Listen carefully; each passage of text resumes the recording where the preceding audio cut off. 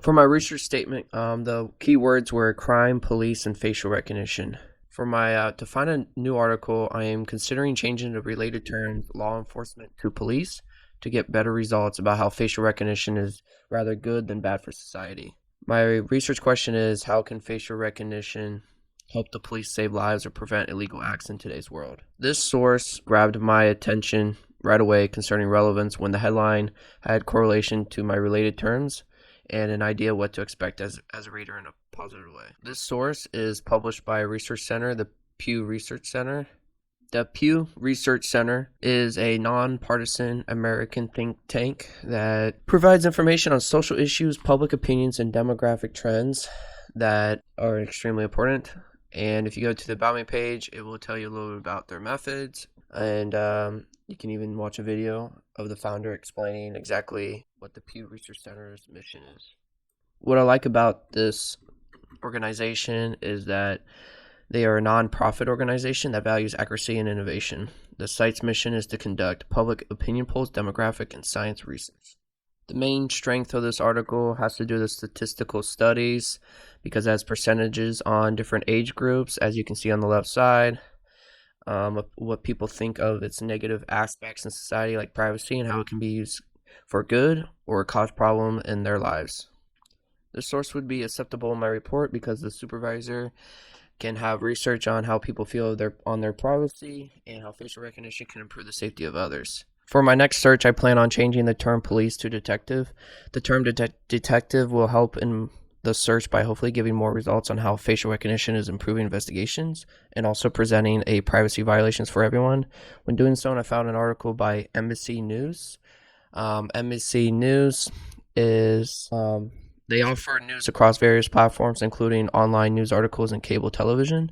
NBC News, though, is in between when it comes to reliability because they are a business at the end of the day offering cable television. And on the business side of things, they want to get bigger audiences. This article was published on May 11th, 2019 by John Scoop. He is a reporter and journalist for NBC News that takes on complicated projects for their team. The author specializes in government, criminal justice, and politics. For NBC News, he focuses on science, technology, policing. This article is outdated because technology has changed a lot since 2019, and the public opinions on their privacy has been changing over the years because facial recognition is becoming more powerful and actually bringing up a lot of errors in businesses like Amazon. The article does a very good job of giving real world events of people's lives that were caused harm until facial recognition proved its worth and brought justice. In this article, the detective gave a real good example of why facial recognition is helping the police in investigations. For example, he said would have been a dead end without the facial recognition. The case just basically sat on a shelf until facial recognition was able to help the case move along. The main strength of this article is a real event that shows the audience the effectiveness of facial recognition making society safer, but also helping someone who was robbed in real life.